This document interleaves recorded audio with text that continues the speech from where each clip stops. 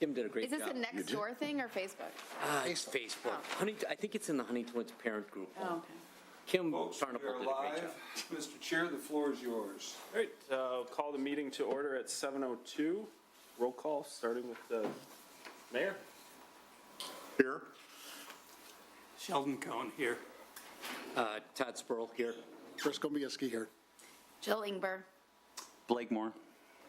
Rick Poland. All right,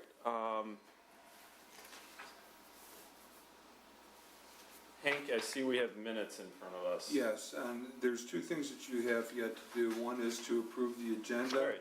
The second would be is the approval of the minutes. The reason that you have a second set of the minutes in front of you is that we had some corrections to make to them.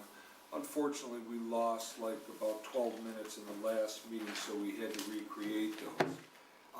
As a result, the approval of the minutes ended up with the wrong date on them.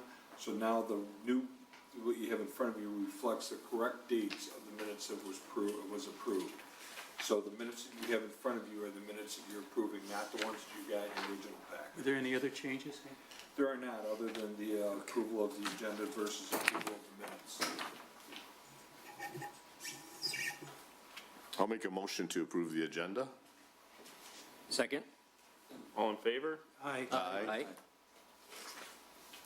All right, we'll move on to approval of minutes from March 28th, 2022. No, it would be from February 17th and 28th, 2022. Same thing. I have minutes that say March 28th in front of me. So do I. Yeah. Supposedly those minutes reflect now, presumably properly, that they are, I did appreciate the big sigh though, Hank. weren't February 17 and 28 previously approved? You guys, yes, you did. These ones, And these are, So the these are the same thing. Hank, the 17th and the 28th were approved at the March 28 meeting. oh, that part of it, sorry. All right, so yeah, we are good. Oh, Thanks, Hank, sorry. You bet. Wasn't my fault. I appreciate your thoroughness, Mr. Spurl. Well, the only time you get it. So, Mr. Chair, where were we? Do we have the motion for the minutes? Yeah, so it's still minutes from March 28th, 2022 that correctly reflect that the February 17th, 28th meeting minutes were approved in that. At that meeting, correct. Okay. Can I get a motion? I'll move to approve the minutes as provided tonight for the March 28th meeting. I will second. All in favor? Aye. All right, item 5, matter of site plan review for an addition at 13345 Victoria. Yep. Go ahead. Good evening, my name is Zach Ostroff, and I'm here with my client, Asher Low-Payton. And basically, I'll go through what we're asking for, and I'll turn it over to him to talk about a little more detail about the addition. But essentially, we have a pre-existing non-conforming house existing, and the issue, the whole purpose of the addition is because of my client is a rabbi, and he typically has a lot of people come to his house, a lot of family members as well, and a lot of these people are elderly and have trouble walking. He currently doesn't have a bathroom on the main level of his house. There's no bathroom on the main level, so we're proposing on sheet A1 to have a bathroom that's near the front door, a larger space. Right now it's kind of congested. You can see how tight it is on sheet A1 on the left-hand side is the existing floor plan. We're proposing just to make it a little bit bigger. We're certainly not trying to make this a huge addition that's all one story. We're just kind of squaring off the front of the house. And also, in keeping with the architecture of the house, currently there's a lot of siding on that house in the front. And when we put the addition on, we're proposing to add brick and make it seem as seamless as it was when it was originally built without the siding. There's only a little portion in the front that has siding, and that's only, we really can't change that. There's no brick ledge to add siding, so there's just a small little portion that would be under a front covered porch. But essentially, the whole purpose of the addition is accessibility, and as people get older, they don't want to climb stairs to use the bathroom. In terms of the, we also are in need of variances. We're set to go to the zoning board on the 9th of May. And we've got, we're slightly over the front setback, I was told, the lot coverage, and the maximum house size. I mean, again, this is a pre-existing non-conforming. He's got plenty of space in the back. Again, we're not trying to overbuild the site. We're just trying to give some needed space into a plan to make it a little bit easier for him as he has guests come over and as people are able to use the restroom in a more comfortable way than going upstairs or going in the basement. If you have any technical questions, I'm here, and I'm going to turn it over to Asher to kind of go over some more information. Thanks, Zach. Thanks, everyone. Thanks for your time. My father-in-law comes. It's a blessing to be here. We've only been here for less than 4 years in Detroit, in Huntington Woods. So one of the blessings being here is my father-in-law, who's 85, Warren Tesler. Really, we get to see him almost every Friday night, every Saturday, frequently. And, walking's hard for him. And our only bathrooms are ones when you go 6 stairs up and ones when you go 6 stairs down. And also, like, if he comes on a Friday night, he's happy. But let's say we finish dinner at 9, 10 o'clock, for him to have to drive back. So we'd love for him to stay over if he would like. And it'd be great to have a real bedroom on the main floor with a bathroom right there. So, and that's just one example of the people that we have. I'm just thinking this last week, Passover, we had Rachel's aunt over, who was also very difficult walking with a walker, and we have this little tiny living room because of the dining room, and you could barely get the walker through where our chairs were. So, we, as all of us do, we love Huntington Woods, and Huntington Woods has quirky houses, and that's part of the charm. So we just would love to make it just a little bit bigger so we can host people. We can have my father-in-law, and a little bit more really dignity that, just those 6 stairs up or down are not easy. So that's really what we would, I hope that the city will be kind and would just let us stretch the house a little bit.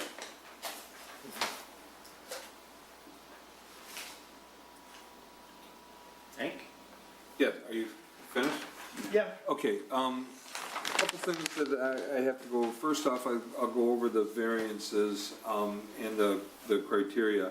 It's a one-story addition, so the height is not an issue. In the front yard, it encroaches into the front yard setback required on this is going to be by 3.27 lineal feet. So that's one variance they need. They're 3.27 lineal feet in front of where they're allowed to be. The side yards are existing, even though they're non-conforming, they do exist. The rear yard is fine, and the lot coverage, they also need a variance for.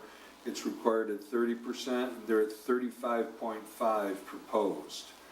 The maximum house size permitted is 2535, including the character bonus and lot size bonus, and proposed is 2935. So a variance is also required for that. So they have 3 variances that they need. While the variances are not typically something that the Planning Commission would look at, it does come into consideration when you're approving a project that's significant to begin with. The problematic portion of this one is that the addition's right in the front. So whatever it is, the bulk regulations are going to be visible. So that's one thing that you should consider when you're looking at this. Again, the house before design is over the lot coverage. It's the largest on that block face pre-design, and the addition proposes, and again, the most noticeable place with respect to the front setback. You may choose to say, that, you know what, the house is still good, it meets all the things, it meets the spirit of the ordinance, and you may want to go ahead and pass it on to the ZBA, but you definitely should consider that. You go through the site plan, and I put in your packet the single-family architectural design standards for you to use on this. One of the quotes there that says is that though new houses tend to be larger than older homes in the neighborhood, they should be designed to maintain a compatible scale and bulk of other nearby homes and add to the fabric of the neighborhood. The fact that one or more homes on a different scale or character have been constructed in the past, often before design review, does not negate the need and desirability of relating new homes to the majority of homes nearby. Further, where streetscape components are similar or compatible in appearance, they contribute and provide a cohesive sense of neighborhood character. These features should not necessarily be copied, but should be respected to avoid new construction that detracts from the neighborhoods. Now, in that sentence, now in that paragraph, the last sentence is going to be what's important with this too, is that the features should not necessarily be copies, but should be respected to avoid new construction that detracts from the neighborhood. What you have to decide, is this something that detracts from the neighborhood or enhances the neighborhood? So that's where you're going to come in, and that's one of the discussions that you should have on this. Again, in the standards, which are one of the reasons that, which are one of the things that govern your, that govern your decision here this evening. Standard 2 says the dimensional arrangement of buildings and structures conform to the required yards, setbacks, and height restrictions of this chapter. So you have to consider that, and then before you pass it on to the Zoning Board of Appeals. And then in 10, Standard 10, it says the site plan is consistent with and complies with the intent and purposes of this chapter, the Huntington Woods Master Plan, and other statutorily authorized and properly adopted city planning documents, other applicable ordinances and state and federal statutes. So basically what you're looking at here is you're looking at a situation where their case to the Zoning Board of Appeal is going to be predicated on the fact that they have an existing non-conforming house, and architecturally there's no other place to add to this. The ZBA appeals have to run with the land, and they also have to be created by a practical difficulty or hardship that is created by the land or the structure on the site. That'll be up to them to prove that'll be up to them to prove to the Zoning Board of Appeals satisfaction. What you're charged with that is you can take a look at it, you can understand it, you can see if you believe that this is something that you can reasonably pass on to the ZBA. If you can't, you will vote no. If you can, you will vote yes. And that's how this is going to work here this evening. So for tonight, there's 9 members on here, and there's 2 that are not here at this time. So even though there's 7 members, you will need 5 yeses in order to go ahead and pass this on to the Zoning Board of Appeals. Any motion that you favor this project with, should you favor the project to move forward, should include the codicil that it must go to the Zoning Board of, subject to approval of the Zoning Board of Appeals. The options are with this is you can A, approve it, subject to conditions, B, you can deny it, or C, you can table it. So there's 3 things that can happen as a result of this. If you hash this out and you feel that, okay, there's some merit here, but you just can't move it forward, perhaps tabling is in order for you to go ahead and allow Mr. Ostroff and Mr. Lopate to go ahead and maybe revise a couple of things. If you feel that this is just way too out of character and out of scale, then you can deny it. Or if you're happy with the plan as presented, you certainly can move it forward. Other than that, Mr. Chair, I have nothing else, but I'm happy to answer any questions or comments that, as I'm sure they are, so, to move forward.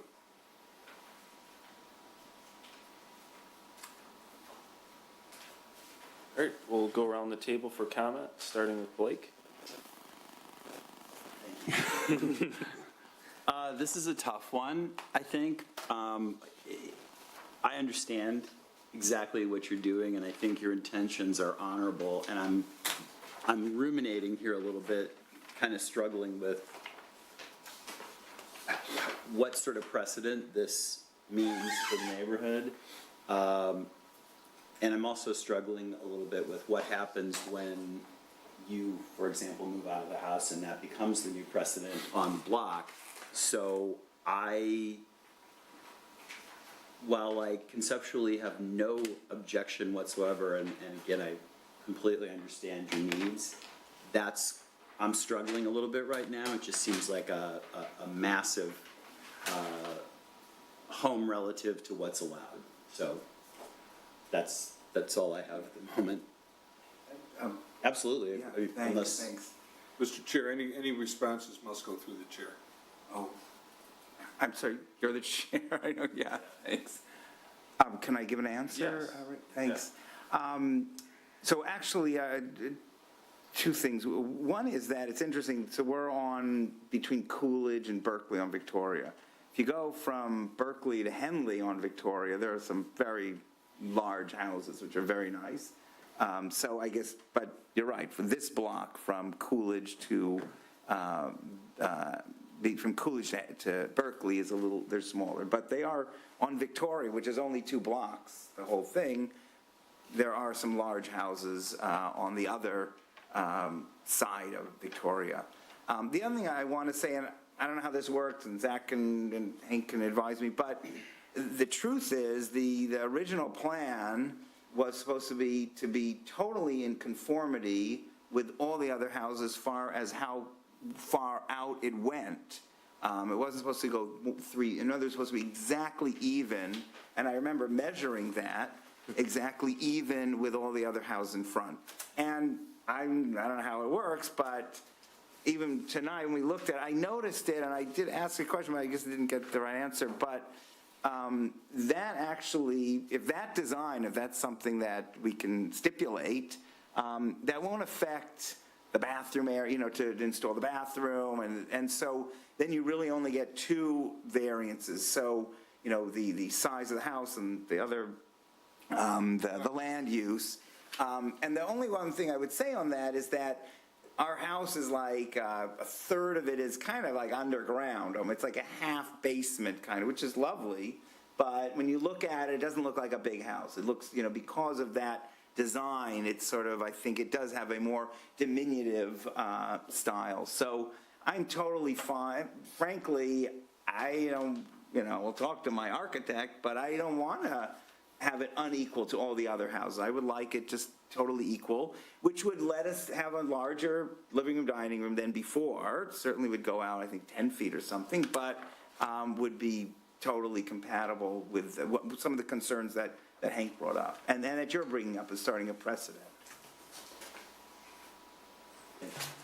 Hank, could you comment to how the front yard setback is calculated? Yeah, the front yard setback means that he can't be any further forward than the least of the 2. So regardless of what he shows here tonight, or whatever he agrees to, if they're redrawing the plans, we're gonna need new documents. So he's showing where he's out, hold on, let me do this here, because once again, my mouse died, so.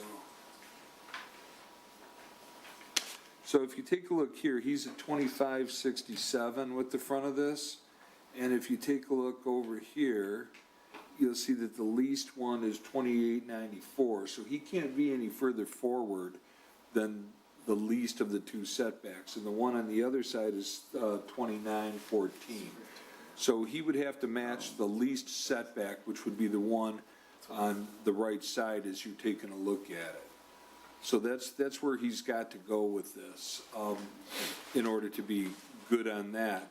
Now, that will also have an effect on the square footage, which off the top of my head, I don't want to hazard a guess. And it'll also have an effect on the lot coverage. But I don't know what that is until I have a document showing it. But there is a possibility that by doing something, if he's looking at going straight across, there is a possibility that he may be, I don't want to say in line, but definitely a lot closer. Rick, can I comment on that? Yes. I think if the desire and what Hank really read from it seems like the desire of the city is, that houses look in conformity, really. So technically, to be in compliance, you have to be, based on the least, or whatever, the one that's set back the most, right? What are the minimum amount. But as far as aesthetics, as far as Huntington Woods and looking, if you see most of the houses, my house and the house to my left are totally equal, even though the house to my right is set back a little bit. I think the spirit of the document is really there, that we really want these houses, when people walk down Victoria, they want to see the lawns basically the same. There might be some, like the one to my right, to the west, that's set back more, but if our house is, equal to most of the other houses or almost all the other houses, which I think it will be, that will definitely be in the spirit of Huntington Woods. Mr. Chairman, if I could, just because I think what we're doing here is we're kind of addressing zoning board of appeals issues. And that's not what he's describing, really isn't that. And then the spirit of the ordinance is not something that the planning commission could determine. The planning commission can determine yes or no on what it is. The zoning board of appeals is the one who's going to may or may not give a variance. Again, the planning commission can't give a variance. Right. So while I appreciate your position on that, this is the wrong board. So that's kind of where you would like to go with this. Mr. Chair, with everything else, you may want to continue with your commissioners. Blake, are you all set? Yeah, that's all I have. Jill? Yeah, I just wanted a point of clarity, just to understand. So I'm looking at A1 right now. Everything to the right of the porch is not being extended. It's That's not, correct. right, that's exactly where existing. existing, okay. So, Hank, I struggle a little bit here too. I mean, I kind of putting the need for the 3 variances aside, because that isn't our issue here tonight. Like, I personally don't have an issue with the way it looks as proposed. I mean, I think that I appreciate that you use, that you're sort of extending the brick, and that it would look uniform, and it would look as if, this was what was originally there. I guess if that's what we're charged with deciding, is like, if the ZBA approves the variances, if we're if we're happy with aesthetically and keeping with all of the design, kind of guidance, I'm okay with that, without setting aside the variance issue.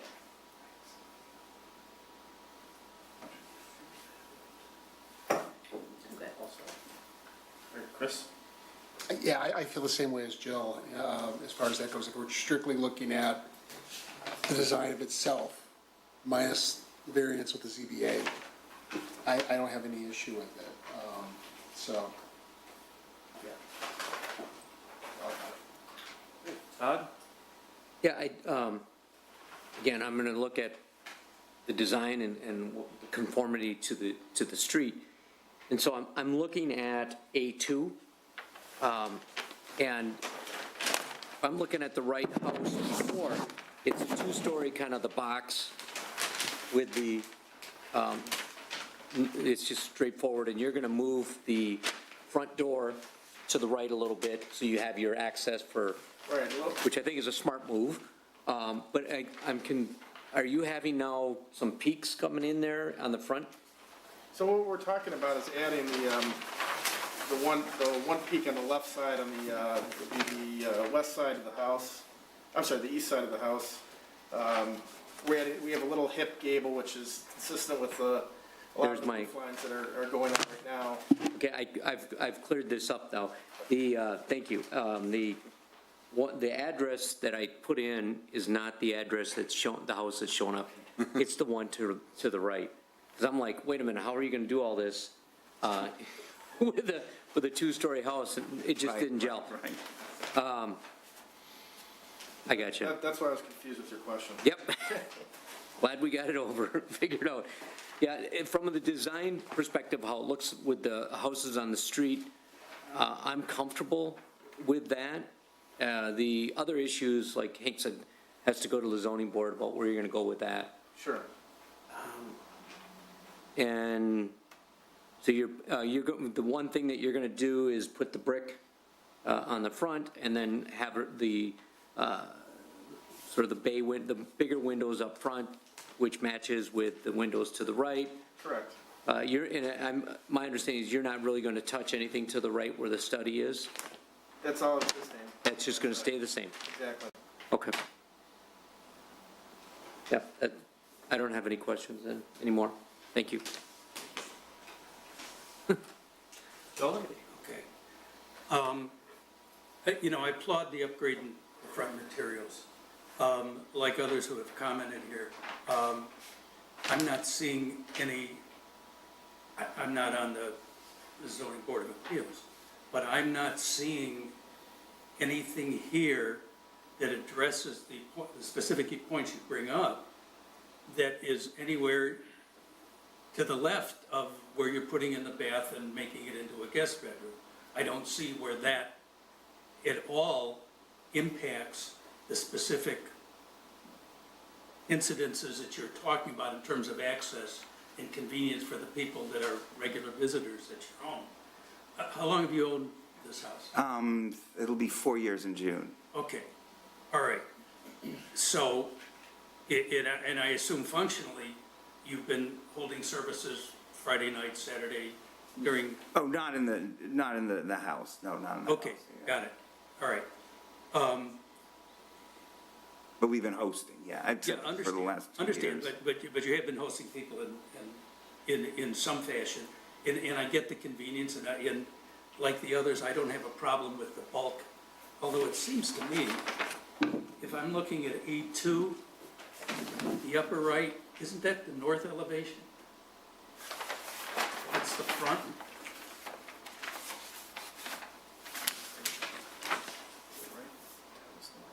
Yeah, you're right, that's correct. Okay, got it.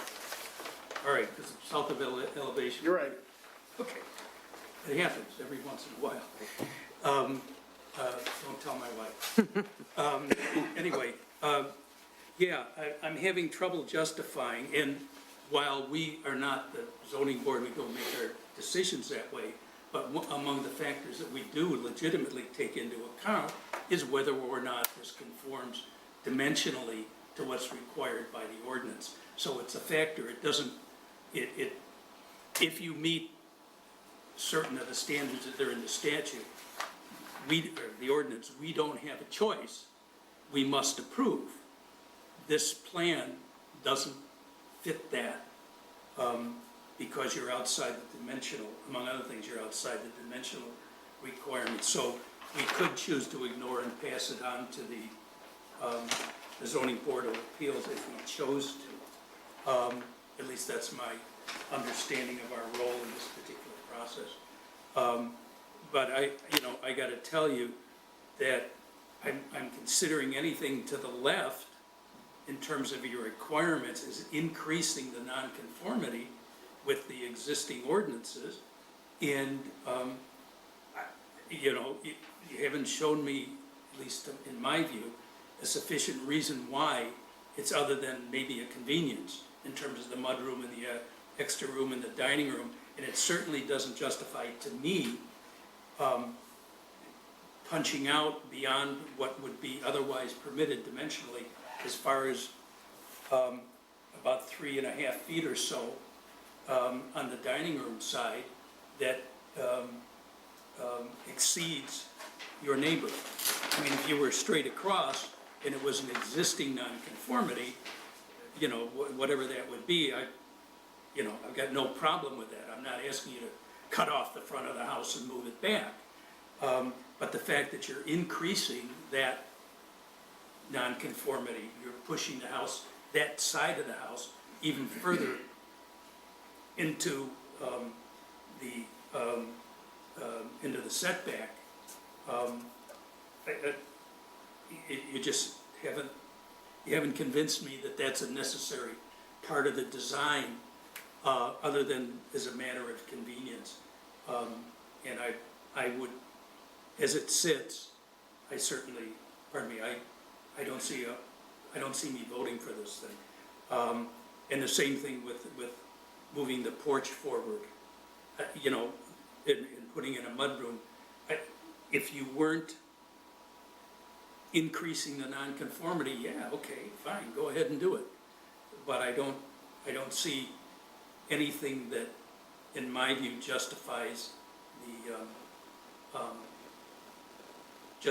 the steps that you want to take that increase the nonconformity. I've said this, sorry if I'm circling around in nonsense here, but anyway, that's where I sit on this particular plan. I don't see myself voting for it. All set, Sheldon? Yeah, I think I've used it. Oh, can I Yeah. make a comment on it? I don't know if you wanted, I just want. Mr. Chair, if I could suggest, rather than comments after each individual thing, perhaps you could let the commission finish, and then he would have an opportunity to speak to it all, otherwise it's a back and forth, and if that's okay with you. Mr. Chair, can I ask Hank a quick question? You can say no. It's just I just want to clarify. So we have is our approval, denial, or tabling, is that conditional, or is it? That depends on the motion made at the time. Got it. I mean, the condition is going to be subject to the approval of the zoning board of appeals, regardless of which. If the zoning board of appeals doesn't approve it, it's dead in the water. If they don't approve 1, 2, or 3, all of the variances, then this plan isn't gonna work as it is right then. At that point in time, they would redesign the plan, come back and start the steps over again. Thank you. Mayor Paul? Thank you. Much like Sheldon, my big issue with this design is the front setback and the addition moving into the front setback, not only on the dining room side, but adding the porch on the, in front of the guest bedroom or existing den is going into the required setback, going further out compared to the homes on the block. And for those reasons, I would not see myself voting for this plan as it exists. I don't know, the homeowner mentioned something about taking that front back, even with the existing front, but he would also have to incorporate the porch in that front line of the house too, and I'm not exactly sure how that would look. So I don't think it's something I could come to an approval on without seeing some revised plans. Just as a side note, as a former member of the ZBA a long time ago, we were trained to say no. Yeah, very true. Been there. And there's a lot of things that you have to get here for this to happen as well. Just, that's it. Okay. Can I jump in? Or do you want to go first? Finish up. Go ahead. I wanted, Bob, when he said that about the zoning board, because I was fresh off the zoning board, and those are things that we do look for. And the false hope would be if we bless this, zoning board would probably, I can't speak for him, but like Bob said, we're trained to say no on the zoning board, and that is a struggle for all of this, that extra footage going out. Then on the flip side of that, there is aging in place that the city has put into the strategic plan, and we've talked a lot about in this, the planning commission as well as the zoning board, where you've got my attention around the bathroom being on the main floor. I have an elderly mom, and God forbid if she sees this, she'll probably be upset with me, but it would, having the bathroom on the main floor is obviously a good convenience and an aging in place proponent, addition, a nice addition. But it is, like Bob said, though, it is going to be tough if this went like this forward to the zoning board, to be honest with you. I'm done now. So I'm going to reference specifically scale and bulk not being compatible with the neighboring properties. And it is probably a direct result of the nonconformities, but specific to what we're allowed to address, it's scale and bulk. So I'm similar to some of the others here, I couldn't push this forward. So with that, Hank, if we were to table it, would that allow them to go back and revise the plans? That would allow them to go back and revise the plan and saves them a renotice fee, but I wouldn't send them to the zoning board of appeals until the planning commission has seen the new plans, because they can't vote on a plan that you hit, that doesn't exist yet. So, and I would not have had time to notice anything like this meeting required notice, the plan, the ZBA required notice. What I would do is I would, pull them off the ZBA agenda, and I would put them back on the next planning commission agenda if you decided to table this to allow them to do that. On the other hand, if, Mr. Ostroff and Mr. Lepate feel that they have the 5 votes, they can ask for the vote, that's certainly within their rights. If they don't feel that they have a favorable situation, perhaps they would ask for the table, and then one of the members would accommodate them by voting to table and then see what they come back with. Maybe whatever they would come back with is enough to satisfy some of the members of the planning commission, maybe not. But without a document, it's like, the mayor said, without something to look at, you don't really know what you're approving. So, and there's 3 variances for this. So if that was their pleasure to go ahead and take the table and, or the postponement, and then do it at the next meeting, and that would give Mr. Ostroff time to re-visualize the front area of it.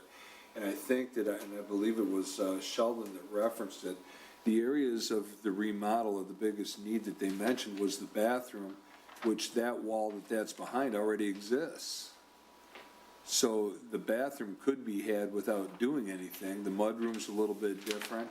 And the dining room is what's really becoming significantly larger. So it may be that they might be able to trim that down a little bit and come back with a satisfactory plan for the planning commission. Those would be your options, up, down, or table. And at this point in time, you may want to consult with Chair, that. question. Thank you, Hank. Is it the steps or the porch that can encroach further, an amount further into the The setback? porch can encroach up to 6 feet into the front yard and 2 more feet for the steps. The issue's not with that, the issue's with the fact that it's covered, and it Okay. takes more lot coverage. Okay. So they're 5.5 over. So while the porch makes sense, and in Michigan, anybody's pretty much gonna tell you if you can keep your stuff dry while you're trying to get in the front of the house, that's a good thing. Having said that, the lot is also of a larger size, so the codicil of the 1% that you automatically get for a front porch would not apply for this. Okay, thank you, just wanted that clarified, thank you. All right, I'm gonna close the commission's comments and give you one last opportunity, but just please keep it limited. Keep it real brief. I think it's not looking very good for us right now, but if we were to cut the front off flush with the existing, eliminating that variance for the front yard, keeping it pretty much consistent with the way it looks now, would that be more palatable? I think, Mr. Chair, if I might, I think that perhaps rather than designing this on the fly and designing this because you don't know who's going to be here and who's not for the next meeting. So I think basically the direction that's been given was concern for that particular area. So the assumption that Mr. Ostroff may choose to make from that is if should that be brought in line to the rest of the house, that might help his case. But I wouldn't want to speculate if you do this, then that will happen. Right, but I want to be clear, we don't want to waste time, and I don't want to come back with another design for a covered front porch if you're saying there's no way in hell we're gonna. Well, the covered front porch and the front yard encroachment are 2 different things. We don't have to worry about the front porch was just to make it look really nice. I mean, you go to Berkeley, they have beautiful porches, people sit on their chairs. On Victoria, it's a nice thing, but if that's encroaching, then we don't need that. And I just want to say that it's the reason for moving it out at all on the left side is because once you have the bathroom and the guest bedroom, it eliminates there's just not room. You know, you lose the closet, basically. It's taking up the front closet, so you don't have a front closet in the house. I realize convenience, but there's a certain amount of time, you know, it works for a year. We didn't have 2 years of hosting because of COVID, and then eventually it gets frustrating being in that kind of space. And so it was a nice opportunity. I agree with Zach that I think tabling would be the best option, but that's why we needed the other space on the left, because of the losing some of the space with the bath on the right. So, you know, it's a holistic thing. It's not just one side, but I think I think that's the best option. I think, Mr. Chair, I forgot who recommended it, but sorry. Okay, so, I guess we'll look for a motion. Move to table the plan to the next meeting to give the applicant an opportunity to take our comments into account. Second? And I would want to comment that while we've all expressed similar comments here, I don't want to give the applicant assurance that the modified plan will be approved. We've got to see it, and there will be 2 additional members sitting here. So I think the comments have generally been favorable in that direction, but I don't want an assumption that guarantees approval of the next plan until we see it. Okay. Mayor Paul, you seconded that motion. All right, all in favor? Aye. Aye. All opposed? Thank you. Thank you. Mr. Chair, at this point in time, the next item that we have, and we had barely enough members to talk about it last time, was the priority list. So, at the last meeting, we've gone ahead and the commission has authorized me to begin to try to look into the safe routes to school, because that was high on the list and had some of the most results, and the planning commission agreed that that was it. So since then, the question becomes, what have we done? We have talked to the city of Oak Park. We're in the process of reaching out to the city of Berkeley. Also importantly, we're looking at outside contractors, if you will, and by contractors I mean planning concerns, that will be able to guide us through the project and mesh with the other communities, because the Safe Routes to School has to do with 2 other communities. And while while Oak Park has expressed interest, and I did attend a meeting of their traffic control committee, they were very interested in that, crosswalks and enhancements along Coolidge. Berkeley has not yet, we're not there with Berkeley yet. Berkeley also and Oak Park both, if you'll remember, we're still in our 63-day review period for the master plan, of which some of this is actually in the master plan already. And we've shown on like the 11-mile corridor enhancements in Coolidge, different thought process for that. Incidentally enough, or coincidentally enough, Oak Park actually reached out to us at the same time that we were talking about enhancements for safe routes to school. So we believe, and I don't know to what extent, because a study is going to have a cost attached to it, there would be a shared cost, which might actually work well for all communities. Also, I have briefly had some conversations with school board members who were excited about the idea. It's a positive thing. Safe routes to school can't hurt anybody. It's just how we combine that. You know, do we do that and add a left turn lane on 11 Mile and put an island for people, you know, to stop or whatever? That's to be determined yet, but you don't have to do any of that. You don't have to do the road diet. in order to get crosswalks going and seeing what happens with that. So those are something that we have had initial contacts. The feedback that we've had so far is good. Right now, basically, we're honing in some details and discussing some prices. And then before we do anything like that, we would have to take that to the city commission. At this point in time, I would suggest to you that that will take place next month. We will have that document, and we will have that in place. And then once we know whether or not we have an authorization for financing for this, we'll know to what extent we can do this. But that was high up on the list of the people when we did our thing, when we did all of our planning, master plan evaluation. And it was also high on the list of the planning commission at the last meeting. So that's where we're at now. So having said that, that was the one thing that we were authorized for. The commission also said that, you know what, we've got 9 people on the commission. We don't have a lot of people here, and other people have a voice and some opinions of what they want. So they deferred the rest of this priority list until this evening. So whether we finish all the items on it or we get the priority list going, it's just to get us a basic framework of where it is that we want to go so that we can pick and choose on some things. It does not mean that we can't do a couple things simultaneously. What it means is that you can't pick 10 things to do simultaneously or nothing will get done. So that's kind of where we're at. So Mr. Chair, if you want to, proceed, talk about it, ask questions, whatever you want to do. I provided you with samples. I also provided you with the memo that we started out with last time, as well as, some thought processes and how it would work before. And again, I do want to thank Todd for his participation and some ideas as to how you could help determine it.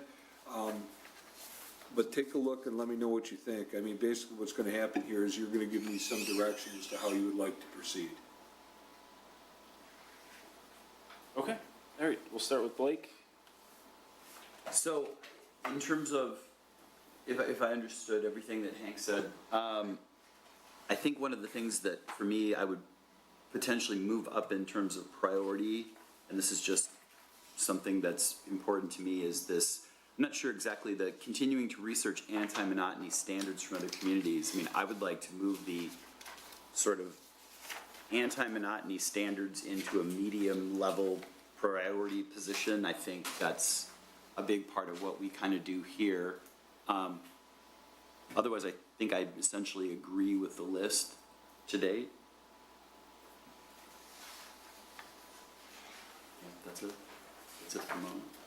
Okay, Jill? So, when you say the list, I'm just want to be clear, are we looking at the ideas that were on this last page of the agenda these were from? I think this was more of an example that So, Hank had provided. Yes. It's not the full list of what we developed in the master plan, but Right. But Is this the- is just a brief of the high, medium, low priorities, right? Yeah, and what we did was basically, just to maybe help out and give you a little bit of understanding, there was a lot of items on the priority list for the master plan for the city. Some of those are really not under the purview of the planning commission, but it's important that it be in the master plan because the master plan is the city's master plan. Some of the things like park signage and park stuff is typically handled by the Parks and Rec Department and their boards and commissions. But that doesn't mean that if that's high on your list, that we can't ask them to do that, or we can't get with them and work on it. It just means adding another board into the mix typically would complicate things. So what we did was I distilled the list down to things that we thought that the planning commission could have a direct effect on, with the understanding that the financing for any and all of this will come through approvals from the city commission. So the one that we bid off right off the bat was the safe routes to school. While it's also the most important, it's also going to be the most costly because we have to have an outside source involved in it. So having said that, that's kind of where we're at, Jill. okay, thank you. I think I agree with many of these, but I think something we should keep at the top priority is what Hank has here, update the zoning ordinances, sustainable design and environmental standards to provide stricter and more detailed regulations on managing stormwater runoff. I feel like that has come up again and again. We've talked about it. I know that I feel like this is a major point of contention among residents. So I think we need to keep that at the top of our list.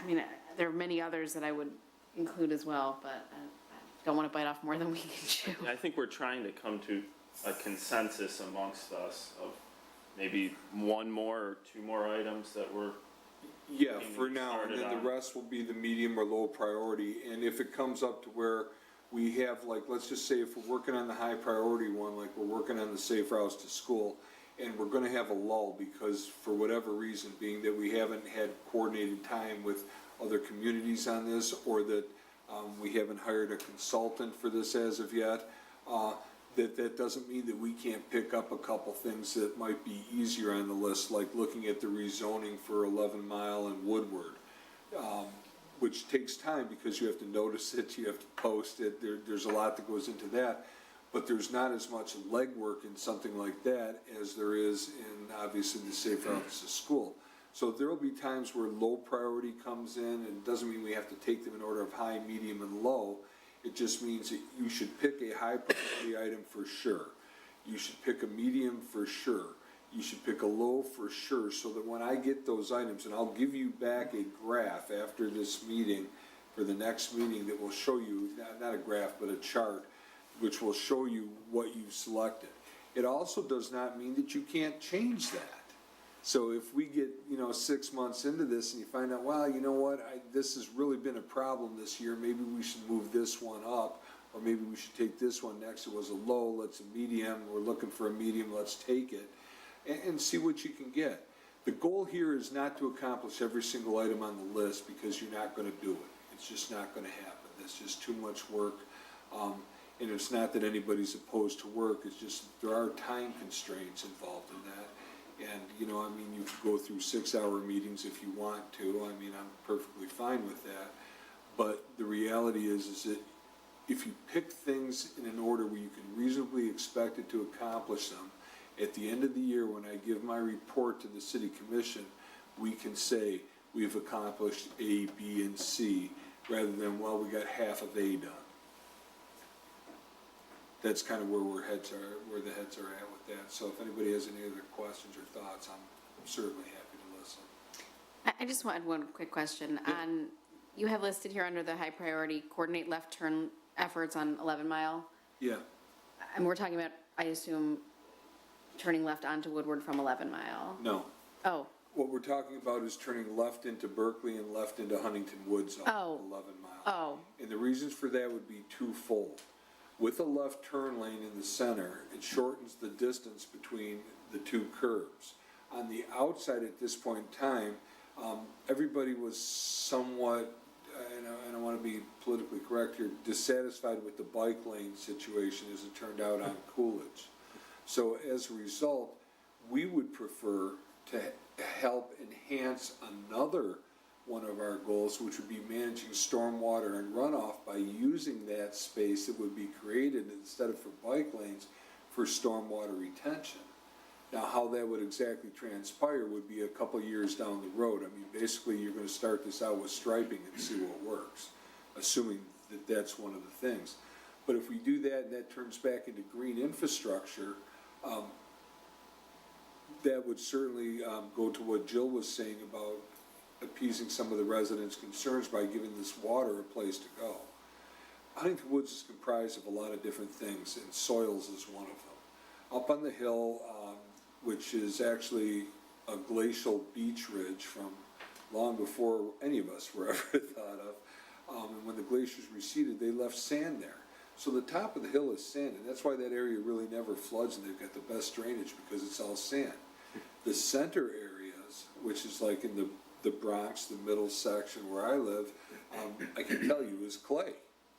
And as a result, these lots that are in the center section, actually a lot of you live in this section, myself included, it just doesn't drain. So as a result, what happens is during the winter that freezes, and then it's not completely thawed out in the spring. You get rains, and you've got trout ponds in the backyards.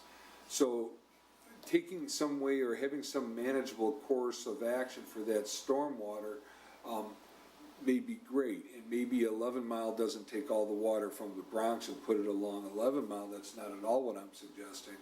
But what I'm saying is that maybe some things could help towards that. That was the left turn lane thing. Aside from that, and having like more of a traffic calming effect. And, that's a whole nother discussion, but by doing that, it also helps the safer routes to school, it also helps the drainage and grading, and it also slows down traffic on 11 Mile. We're not all there with that whole project. I mean, to lump that all together is a huge undertaking and a big study. All set, Jill? All right, Chris? Yeah, the only thing I had was, is the enhanced pedestrian crossings throughout the city, including 696, 11 Mile, and Woodward. Isn't that kind of related to the safe routes in school? Is that? It is and it isn't. Okay. And here's the isn't part. Okay. Obviously, our children from Huntington Woods also go to Nora. So the enhancements of the crosswalks and getting some Oak Park buy-in to do that would be wonderful. It's also been talked to about perhaps that we have a significant Orthodox Jewish population that walks to shul on the Sabbath. And there's no way to go unless they walk down to Lincoln, and the 696 service drive, or what growing up for me was 10 Mile, is a difficult cross. So enhancements at that would be helpful too. Also, we take a look at some of the bigger intersections in here. Have we done everything that we can do at Nadine and Scotia? Have we done everything that we can do at 11 Mile and Scotia? You know, the big intersections, the crosswalks, those are the kind of things. Is 11 and Coolidge okay?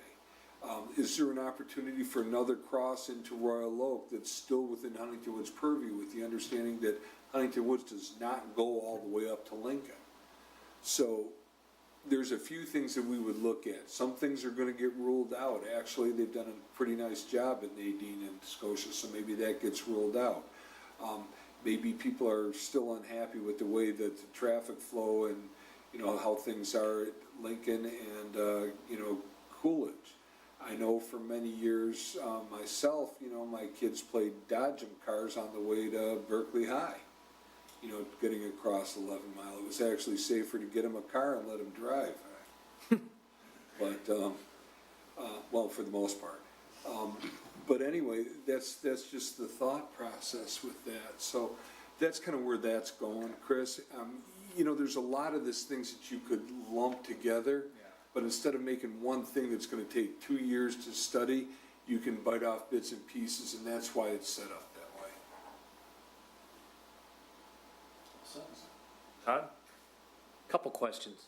Can you dive into just a little bit with what Blake was talking about, what that, just define that, when we talk about residential guidelines may be amended for, Yeah.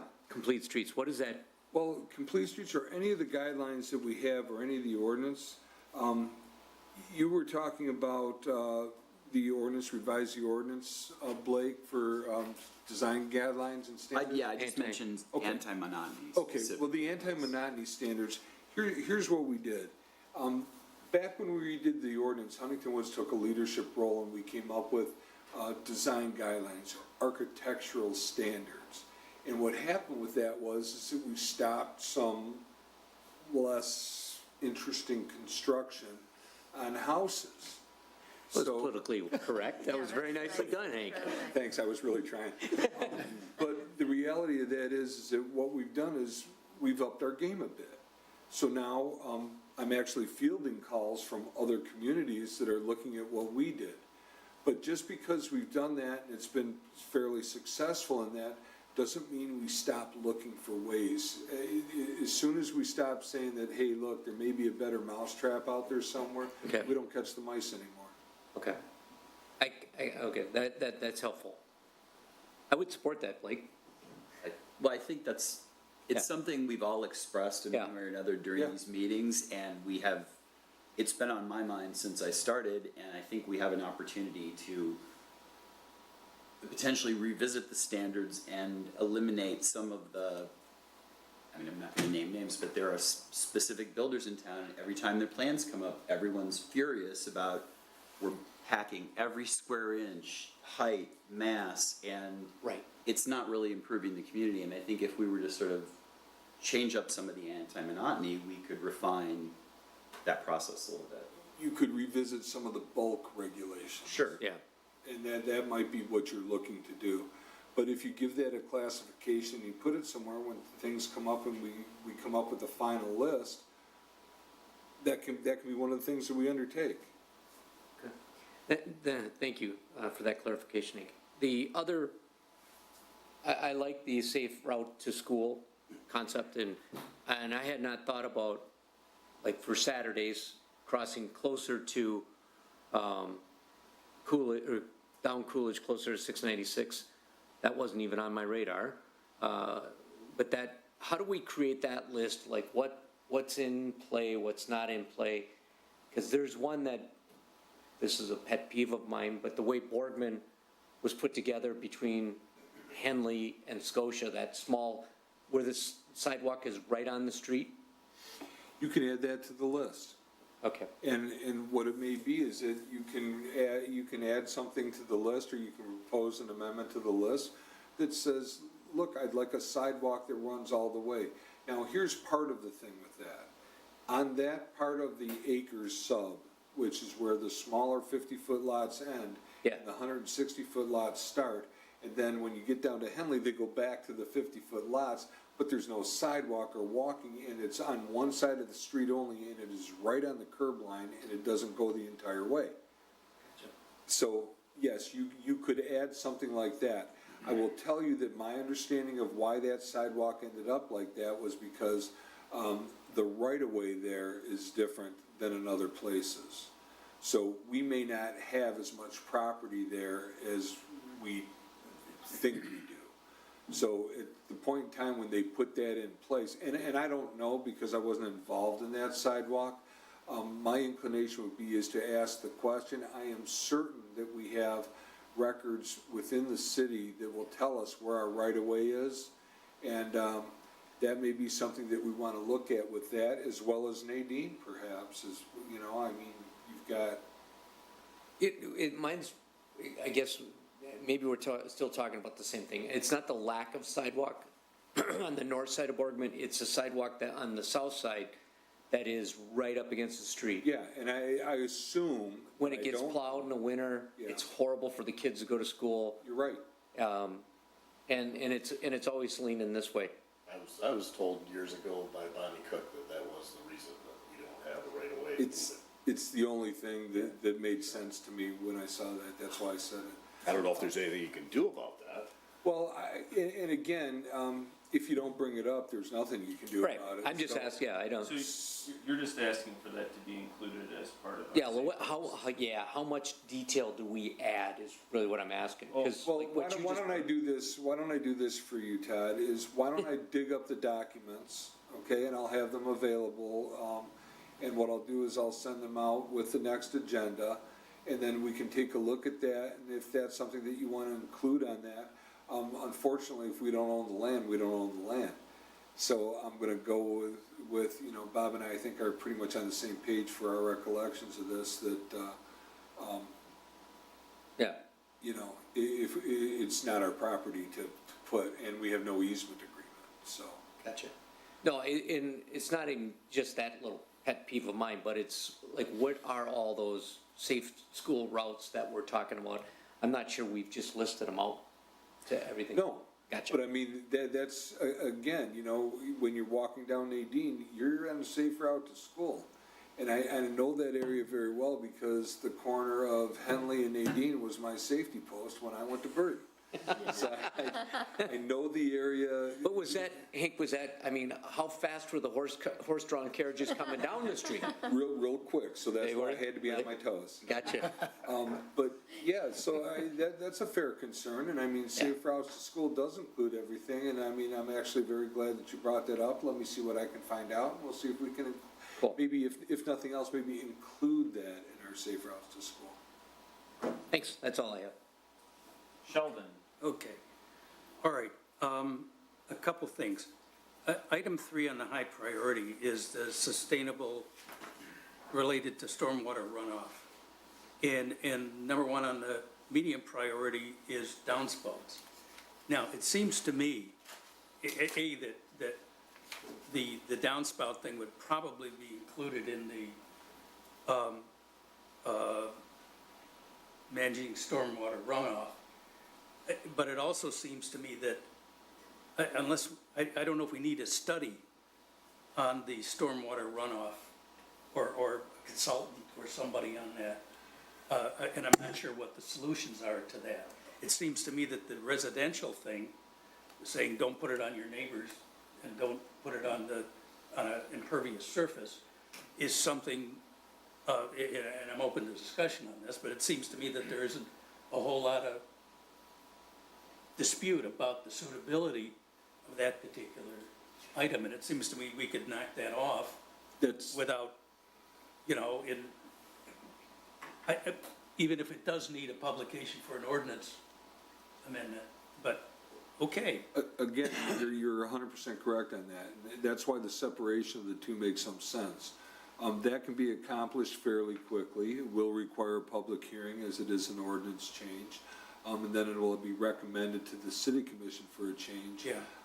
The verbiage between that and some of what we were talking about with the master plan with commercial, and it's having people take more responsibility for their own stormwater. I assume that that's what the high priority Yes, is addressed to. yes. Okay, got that. And given that, I have no problem with that, but like I said, I think we can knock off that first item on the medium pretty quickly. I'm concerned about a couple things. One is that the question of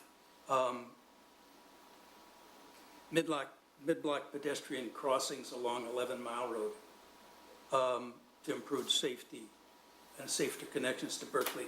Now, some of that is implicit in the safe route to school things, obviously, but that doesn't incorporate the whole thing.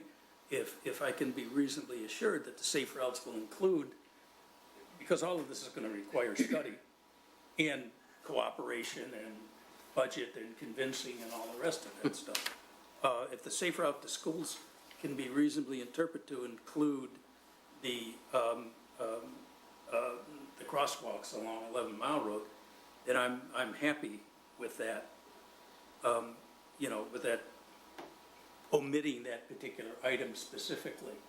If not, I'd like it included in the safe routes to school, including but not limited to the 11 mile crossings. That's what I would like to see. The other thing that I don't see here, and there was some comment from Bob last time about this, had to do with accelerating the evaluation of what happens to the city campus area, which is nowhere on this list at all. And you indicated that you could indicate to the city commission that is an item that the planning commission has expressed some concern about, and would like it addressed. And I don't know where the status is of the city commission in terms of contemplating this. That's obviously a major project that involves a lot of study and suitability and determination of what kind of projects would be attractive to private developers and all the rest of that stuff. But I don't know what's been done on it so far other than conversation. Okay. And I would like that expressed. The other thing, which isn't on the list at all in today's applicant, was a pretty poor example of the kind of thing, but I know that it's come up in the past, is involving some flexibility in our design standards related to being able to adapt a property for aging in place and senior adaptivity that allows maybe, I don't know, very much like the bonuses that we have, that could be specifically related to adaptability for senior use, that would like involve, and I'm picking a number out of the mid here, you know, an extra 150 square feet so they could cover their porch or something on that order, that I would like to see somehow incorporated into the priority list, if it isn't already there, I'm not sure. I know it's not on this list, No. but it may have been in one of the things that got edited out. It can be, but I think the aging in place thing, and I don't want to confuse that with tonight's applicant, because I think that while he was going to make his case to the zoning board of appeals, he started with a house that was 2,600 square feet, which in an R1D district is already 300 square feet over the max that he could have with anything else. So basically, when you take a look at something like that, you can say, and I don't by any means, and I'm not disparaging any of the plans that we looked at tonight or anything like that, but when you have that kind of square footage and you're jostling things around on the inside in order to get a bathroom, and you fit the bathroom, but it doesn't really, the bathroom itself is in an area that already existed. So. Well, I suggest that was a poor example. Okay, but what I'm saying is that yes, you can do something like that, and then there's the Fair Housing Act, there's aging in place, there's different things that you can hang your hat on, and that can be something that we look at while we're looking at the anti-monotony regulations, which Blake has, as to what else can we do for our residents that's not going to go ahead and, you know, wholesale give away the farm for, you know, so where somebody wants to put a 350 square foot porch on the front of the house and go 5 feet from the sidewalk, that's not what they're asking for.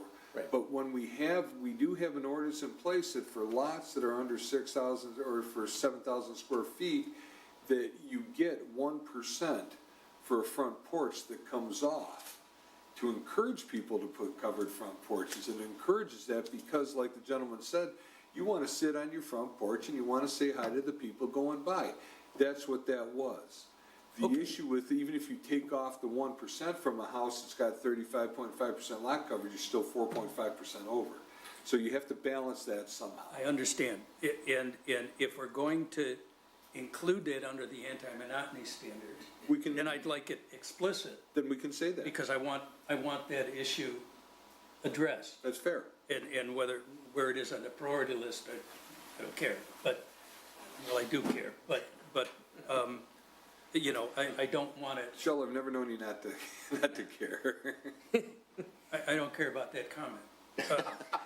Okay, sorry. Anyway, but I would want the aging in place thing. You know, when I first started serving on boards here, I didn't care. Okay, that was 22 years ago. So now I care. Yeah, it's a different perspective. But anyway, I think that we've had this come up in a number of places. One in particular, I remember where a guy, I think on the corner of York and Salem, wanted to put in an elevator. And it was a question whether it would be in a bubble outside or incorporated in the house and that sort of stuff. And basically that 10 square feet or whatever it would take to accommodate the installation of an elevator. And he wanted it because he had elderly parents that were living with him or something like that. That would involve something that had to go to the zoning board of appeals, and I didn't think that should be necessary as a policy matter. We absolutely can look at that right along Okay. with the design guidelines. So I would like that one item on anti-monotony standards to be amended to specifically include aging in place issues. That's acceptable to the commission. And I'd also like to know how we indicate to the city commission, other than Bob sitting right here, our interest in having the development of the campus area addressed I explicitly. think what'll happen is that I'll come back with the priority list, and once you've established the priority list and that comes back as a high priority, then I can communicate to the city commission that, look, this is a high priority item for the planning commission. Is this something that you feel like should be addressed right Does it now? have to be on the list, or is it like, It would give it more weight if it's on the list, because otherwise we're picking abstract concepts and we're not sticking to the yeah, master. I mean, I'm realistic about knowing what the process has to deal with, but I would like a mechanism to let The process is extensive, and I guess for a couple reasons, is that one, you have to find a player on both sides of the net. We are actively pursuing, associate membership in Main Street, Oakland County, which is something that will also I'll be taking to the commission. And what that does is that'll help give us some guidelines, as far as, what Oakland County can bring to the table to help us. Oakland County has a lot of businesses looking for homes, a lot of people and places. So that would be one thing. The other thing that will help us is that I expect by the end of the summer, we should have or be very close to our RRC certification. And that will also help. Basically what these things are is these are the way that we let people know that, hey, look, we're open for business. The other thing that you have to consider too is that, is everybody gonna feel the same way about the city hall property? So I think the thing is to put it out there and let the powers that be decide if that's something that we're going to be spending our time on, or is the safe routes to school, or is it design guidelines? I mean, that design guidelines, we still have to put change in ordinance form, have a public hearing and send to the city commission anyway. All of this is going to end up at the city commission. But we have to put in the legwork and do the work in order for it to get Yeah, there. I'm not doubting, particularly when it comes to the campus area, the complexity of the process Yes. that's involved to do Yes. that. I just would, I would be in favor of indicating that the planning commission feels that issue has some urgency about it. And I would like that added to the high priority list, understanding that it's basically a matter of a communication, and presumably you draft it, we'd okay it, and you'd send it on. That's and exactly what that we would have. be kind of done. And the other With Mike Wright's modification, signature on it. yeah, the other modification would be the one I mentioned with On the respect loan, to or? anti-monopoly standards. So I have a question. Can you just clarify, are we talking with regard to the accelerating this evaluation of the city campus, we're talking about for the purposes of development, correct? And not, say, renovating Department of Public Works and those facility buildings, Whatever they correct? come up with.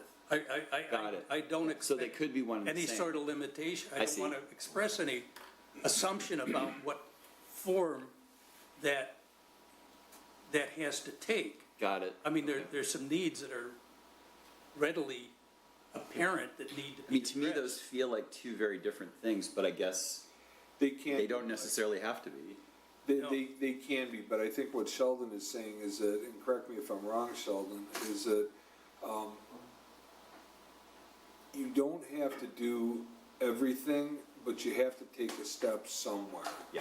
So if you're not gonna, let's say, knock everything down wholesale and put up new everywhere, and you don't have a partner for that, then what renovations are you going to do to the public buildings?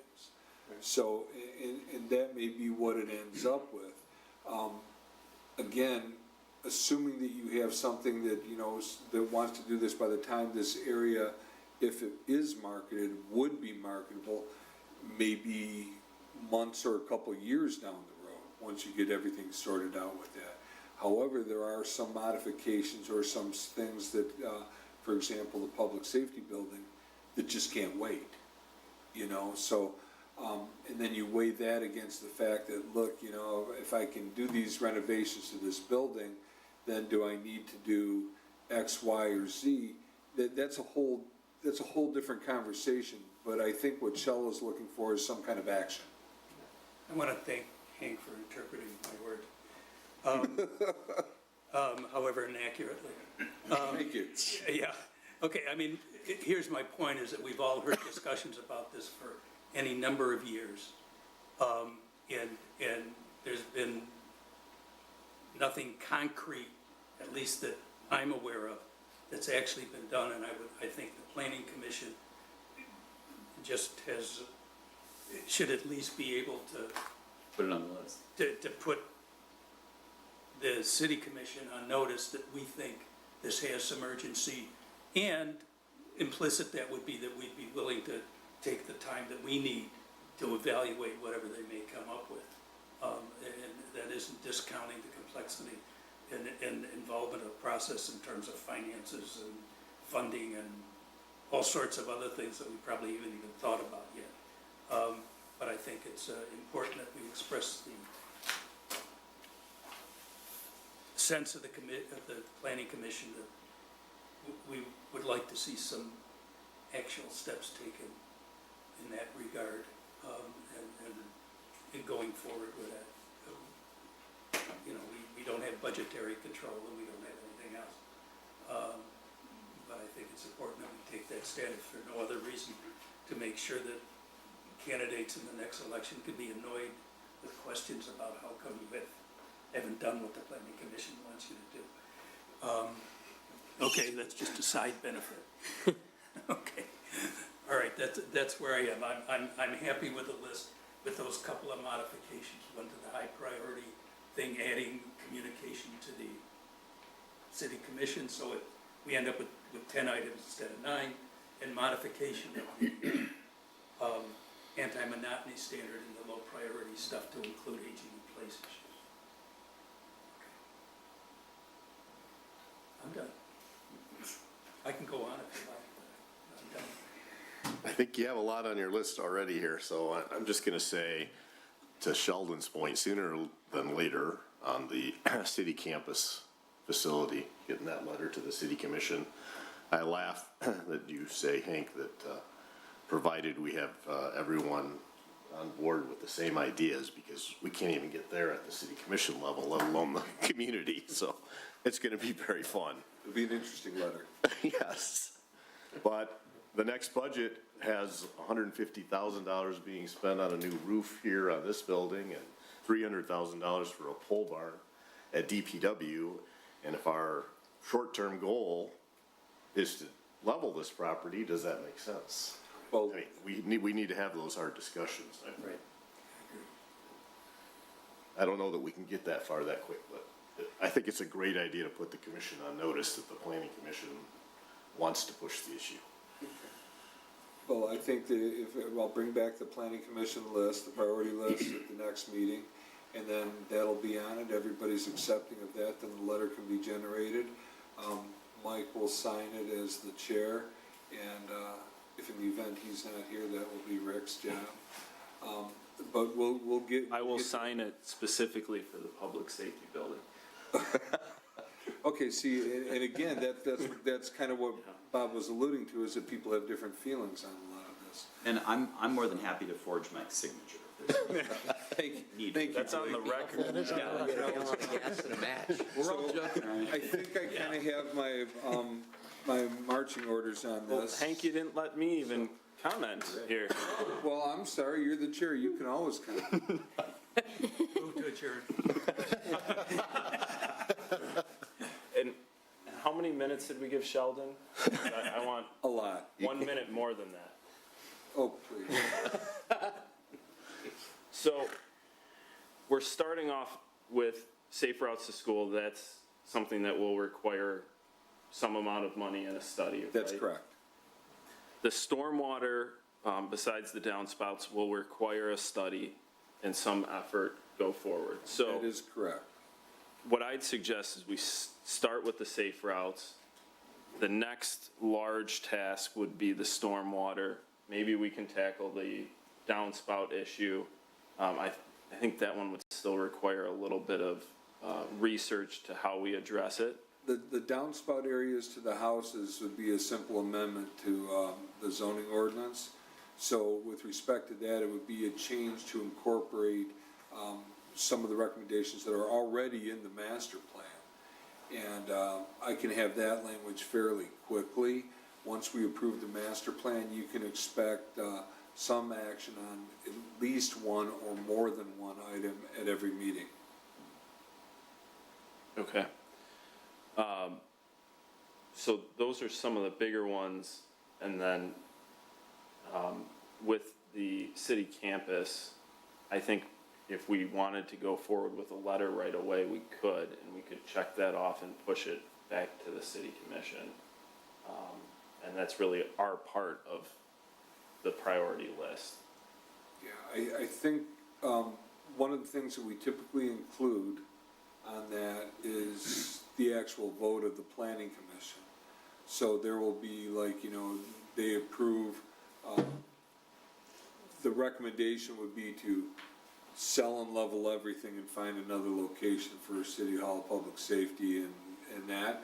That would be one option. The other option is, renovate public safety. The other option is renovate public safety, City Hall, and Public Works. There's a lot, but like the mayor alluded to is, you know, we're sitting here and we're already got $500,000 into the game, whether we want to or not, just simply because we have to. So if we're gonna do that, then is it fiscally responsible to go ahead and do that if we don't have it? So I would suggest to you that after next meeting, and I have this, that I can even go so far as to have a letter prepped for you to vote on whether or not you want to do that or change the language or something like that, that you would want to send to the city commission. And then if you want changes to the letter, that can be done. And then, you know, the chair can sign it sometime during the week. And then it can go to the city commission in the packet for the following meeting as a communication. Okay. All right, and then this rezoning, Of 11 Mile and Woodward? my opinion is, let's try to fit that in this year so we can at least check the box on something. Yeah, that's something that we could do, and it actually benefits the business because it includes, and instead of making it an outlier, which is zoned, you know, business, where everything else is zoned, you know, TD, it limits that property to what it could be. So, I would imagine they would be in favor of it before we start the notification process and everything like that. I mean, there's conversations that we would have with them too. What does the TD stand for?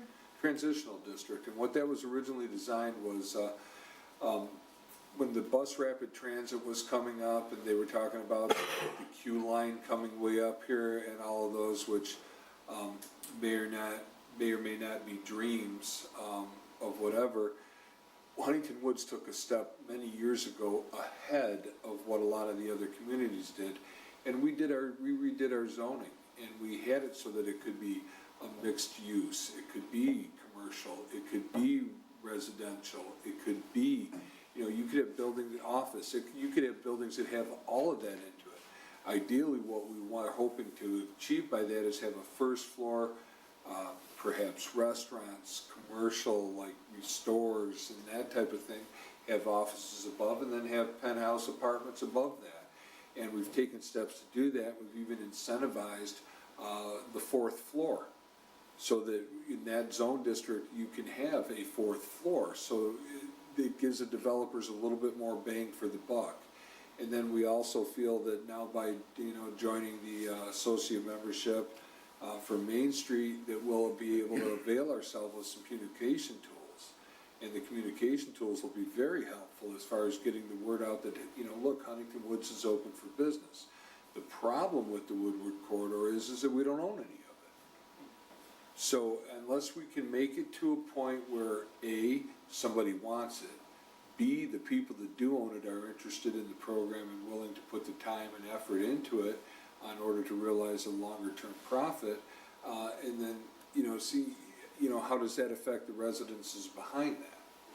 So these are things that we have to consider as we're going through that, but that's really it on the zoning, so. Okay, so what action is needed on this tonight? I have a consensus based on what everybody said, and everybody seems to be pretty well agreeable. I'm gonna go ahead and draft the final priority list, that'll include comments that everybody has put in this evening, and we'll do that, and then with the understanding that next time we're gonna expect to vote on some things and get started on some things. I will also prepare a draft letter for you, to go to the city commission concerning the 11 Mile and Scotia campus area. Okay, so no motion from us? No, there's nothing that's for that. Next time we'll ask for something, but at this point in time, we just wanted a consensus so that I have some direction. Okay. All right, we'll move on to public participation. All right, we will close public participation. Can I get a motion to adjourn? Motion to adjourn. Second. All in favor? Aye. Aye. Thank you.